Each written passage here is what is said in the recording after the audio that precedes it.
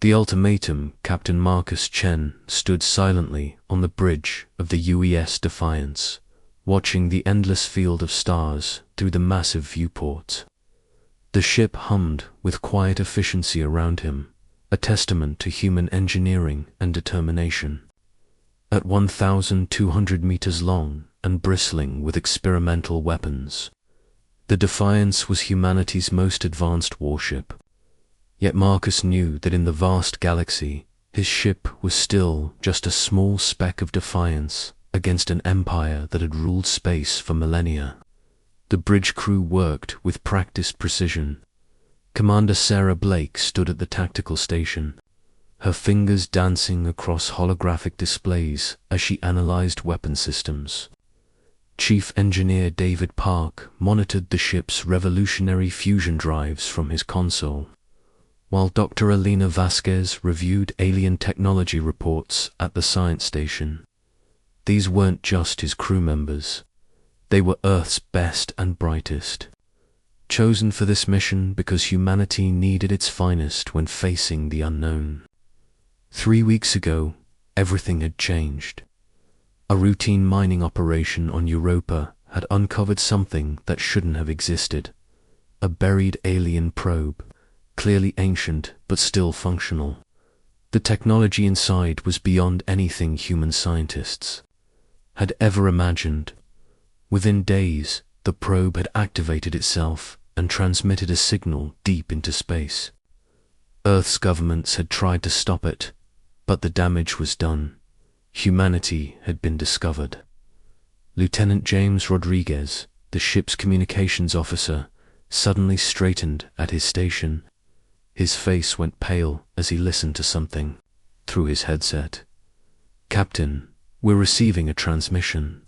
It's coming from outside the solar system. The signal is incredibly powerful, sir."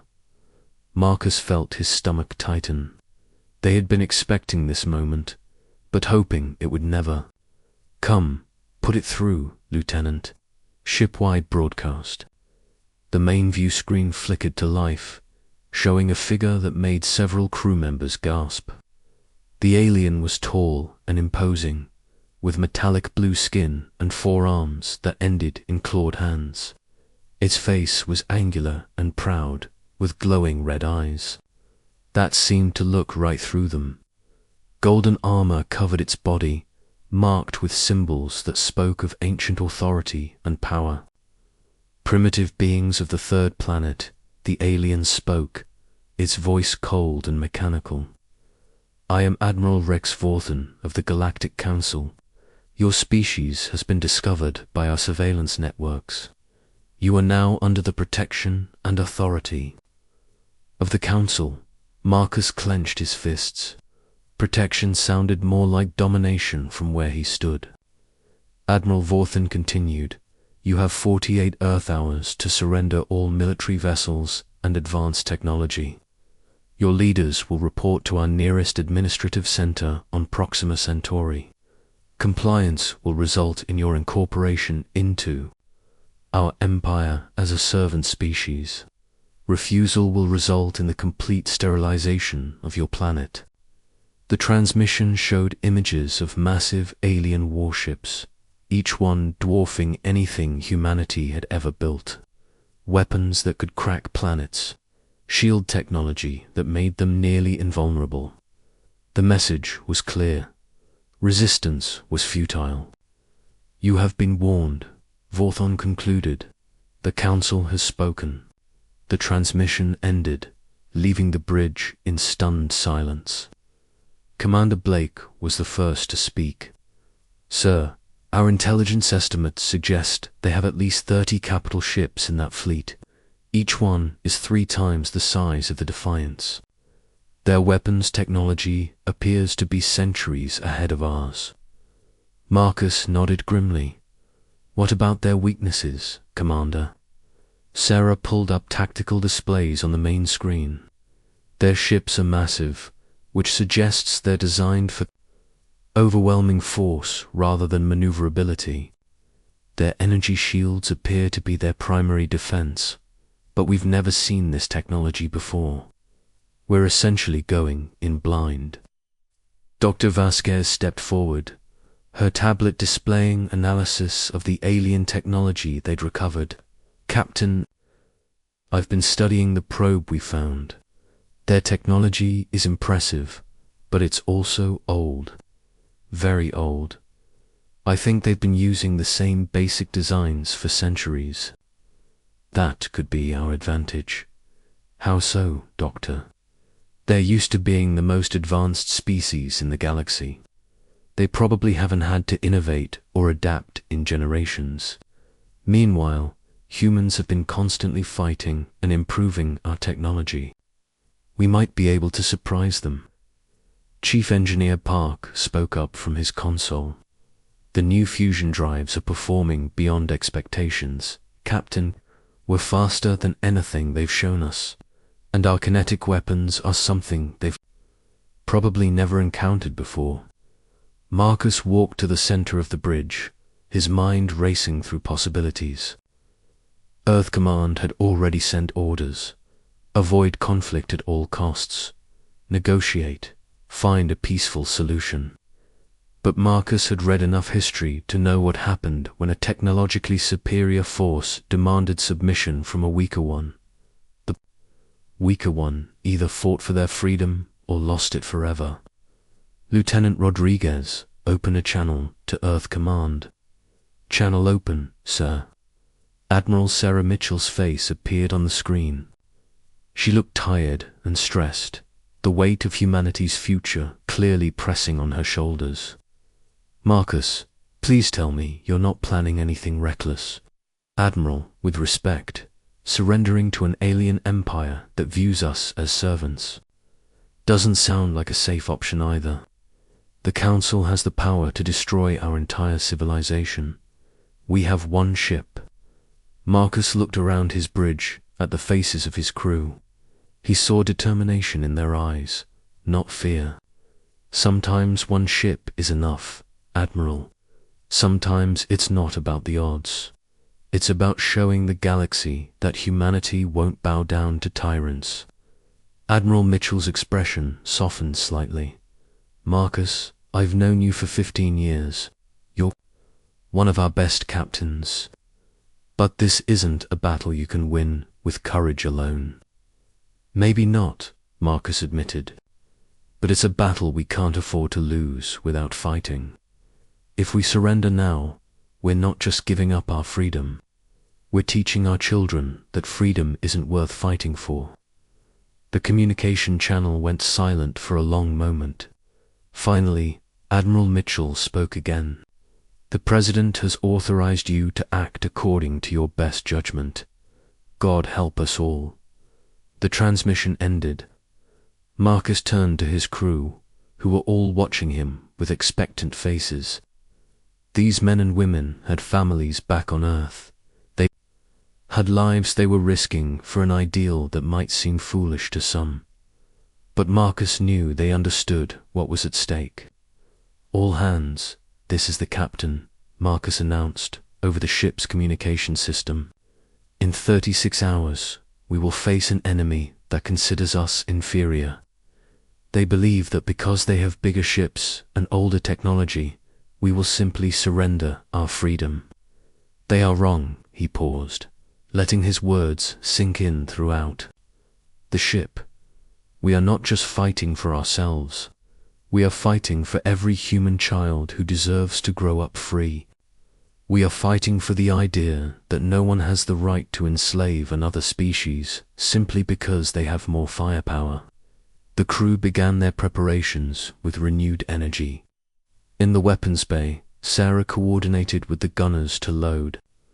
Their railguns with tungsten rounds capable of punching through most known materials. The Defiance carried 24 of these weapons, each one capable of accelerating projectiles to incredible speeds. In engineering, David worked with his team to optimize the ship's systems. The fusion reactors were running at peak efficiency, providing more power than the ship's designers had thought possible. The experimental shield generators were charging, creating a protective barrier that could deflect energy weapons. Dr. Vasquez worked in her laboratory, studying every piece of alien technology they had recovered. She was looking for weaknesses, anything that might give them an edge in the coming battle. Her analysis suggested that the aliens relied heavily on energy weapons and shields, but had little experience with kinetic attacks. As the hours passed, Marcus found himself thinking about Earth, about the blue skies and green forests that made their planet unique, about the billions of people who were counting on them to protect humanity's future. The responsibility was overwhelming, but it also gave him strength. Lieutenant Rodriguez approached with a new report. "Captain, we're detecting movement in the outer system. Multiple ships dropping out of hyperspace." Marcus nodded. "How many?" 32 capital ships, sir. They're forming a battle formation around Mars. The Galactic Council fleet had arrived. Massive vessels that dwarfed anything in humanity's arsenal. Ships that had conquered countless worlds and enslaved entire species. They were here to add Earth to their collection. But they were about to discover that humans were different. That freedom was worth fighting for, regardless of the odds. Thus sometimes, the smaller force could win through courage, innovation, and sheer determination. Marcus Chen stood on his bridge, looking out at the stars one last time before the battle. Tomorrow, the galaxy would learn what humanity was truly. Capable of win or lose, they would never forget the name of the ship that dared to stand against an empire. The UES Defiance was ready to live up to its name, *. The battle that shook the galaxy, the Galactic Council fleet hung in space like a constellation of death. 32 massive warships arranged in perfect formation around Mars. Each vessel was a testament to the Council's power, bristling with weapons that had reduced entire civilizations to ash. Admiral Rex Vorthan stood on the bridge of his flagship, the Eternal Dominion, watching as the single human ship approached. "Admiral," his tactical officer reported, "the human vessel is maintaining course directly toward our formation. There, not attempting to flee." Vorthan's forearms crossed behind his back as he studied the approaching ship. The human vessel was impressive for a primitive species, but it was still just one ship against his entire fleet. Interesting. Either they are incredibly brave or incredibly foolish. Open communications. Captain Marcus Chen's image appeared on the view screen. Vorthan had expected to see fear in the human's eyes, but instead found only calm determination. This was unexpected. "Human Captain," Vorthan began, "I am Admiral Rex Vorthan of the Galactic Council. You have 30 minutes to surrender your vessel and prepare for transport to our processing facility. Your compliance will be noted favorably in your species file." Marcus stood straighter. "Admiral, I'm Captain Marcus Chen of the United Earth. Ship Defiance. I'm afraid we have a different proposal. You have 30 minutes to withdraw your fleet from our solar system. Your compliance will be noted favorably in our files." The audacity of the response stunned Vorthan into silence. Around him, his bridge crew exchanged glances of disbelief. No species had ever spoken to the Council with such defiance. It was either admirable or suicidal. "Captain Chen," Vorthan said slowly, "you face 32 ships of the line. Your single vessel cannot possibly hope to succeed against us." Admiral Marcus replied, "You're about to learn something about humanity. We don't fight because we think we can win. We fight because some things are worth dying for." The communication ended. Vorthan stared at the blank screen for a moment, then turned to his weapons officer. "Prepare to fire. Target their engines. We'll disable them and take them alive for study." But as the Council fleet powered their weapons, Something unexpected happened. The human ship didn't wait for the attack. Instead, it accelerated directly toward the Council formation at a speed that caught everyone off guard. Impossible, Navigator gasped. They're moving faster than our sensors predicted. How can a ship that size achieve such velocity? On the Defiance, Chief Engineer David Park monitored the fusion reactors as they pushed beyond their design limits. Captain, we're at 110% of rated power. These drives are performing better than we ever imagined. Keep pushing them, David. We need every advantage we can get. Commander Sarah Blake tracked the enemy formations from her tactical station. Captain, they're trying to surround us. If we maintain this course, we'll be caught in a crossfire. That's what they expect us to do, Marcus replied. Sarah, target the lead ship with all forward railgun. David, prepare for emergency jump to hyperspace on my mark. The Defiance streaked through the Council formation like a silver arrow. As it passed the Eternal Dominion, 24 railguns fired simultaneously. The tungsten rounds, accelerated. 2 incredible speeds, struck the massive alien ship before its shields could fully form. The kinetic impact was devastating. The Council had spent centuries perfecting energy shields that could deflect plasma and laser weapons, but they had never encountered pure kinetic attacks. The tungsten rounds punched through the Dominion's hull like paper, causing explosions. Throughout the ship we're hit. The Dominion's damage control officer reported multiple hull breaches. We're venting atmosphere on decks 7 through 12. Admiral Vorthan picked himself up from the deck, his golden armor cracked from the impact. How did they penetrate our shields? Sir, they're using kinetic weapons. Solid projectiles. Our shields aren't designed to stop physical matter moving at those speeds. Before Vorthan could respond, the Defiance had already jumped to hyperspace. Vanishing from the Council's sensors, the human ship had struck hard and fast, then disappeared before the Council could coordinate a response. Track them, Vorthan ordered. Where did they go, sir? They've jumped to the asteroid belt. They're hiding among the rocks. Marcus Chen smiled grimly as the Defiance emerged from hyperspace in the middle of the asteroid field. The rocks would provide cover and limit the Council's ability to bring their full firepower to bear. Phase 1 complete, he announced to his crew. We've shown them we can hurt them. Now we show them we can outthink them.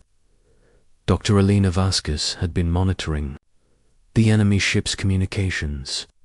Captain, I'm picking up their command frequencies. They're confused and angry. They're also calling for reinforcements. How long until the reinforcements arrive? Approximately 6 hours, sir. Marcus nodded. Then we have 6 hours to even the odds. Sarah, what's our ammunition status? We've used about 20% of our kinetic rounds. The railguns are functioning perfectly, but we need to make every shot count. David, how are the engines? Running hot but stable, Captain. We can maintain this performance for several more hours. The Council fleet had spread out and was cautiously approaching the asteroid field. They had learned to respect the human ship's speed and firepower, but they still had overwhelming numerical superiority. Admiral, the Dominion's communications officer reported, we're receiving a transmission from the asteroid field. It's not from the human ship. A new face appeared on the view screen. This alien was smaller than the Council species, with greenish skin and large, expressive eyes. It wore no armor, only simple clothing that suggested a peaceful nature. Admiral Vorthan, the alien said, I am Captain Crix of the merchant vessel Peaceful Trader. I've been monitoring your communications. Captain Crix Vorthan replied coldly, You are interfering with Council military operations. Withdraw immediately or face the consequences. I cannot do that, Admiral. These humans, they fight for something I thought was lost forever in this galaxy. They fight for freedom. Vorthin's eyes narrowed. You dare side with these primitives against the Council? I side with anyone who stands against tyranny.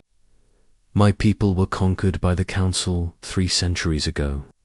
We've lived as slaves ever since, but watching these humans fight, it reminds me what it means to be free. More ships began appearing on the sensors. Small vessels, merchant ships, even some military vessels from species that had been conquered by the Council generations ago. They were joining the human ship. In the asteroid field, this is unprecedented, Vorthin's tactical officer reported. We're detecting 17 additional vessels. They're all taking positions around the human ship. Captain Crix's voice came through the communications again, but now he was broadcasting to all ships in the system. People of the galaxy, today, we witness something extraordinary. A young species that refuses to kneel. A people who choose death over slavery. Who among us remembers what it means to be free? More ships continued to arrive. The oppressed species of the galaxy, inspired by humanity's defiance, were finding their courage. It was a rebellion that had been brewing for centuries, waiting for someone to light the spark. On the Defiance, Marcus watched the growing fleet with amazement. How many ships do we have now? 43 and counting, sir, Lieutenant Rodriguez reported. They're all pledging to fight alongside us. The tide was turning. What had begun as one human ship against an empire was becoming something much larger, a coalition of the oppressed, united by the simple human belief that freedom was worth fighting for.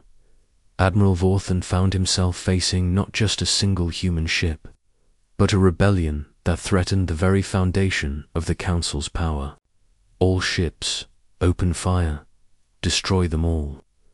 The battle that followed would be remembered across the galaxy for generations. The Council's massive ships traded devastating blows with the smaller but more maneuverable rebel fleet. The Defiance led the charge, its railguns punching through Council shields, while its speed allowed it to avoid the worst of the return fire. Captain Crix's ship, though not built for war, fought with the desperation of the long-oppressed other.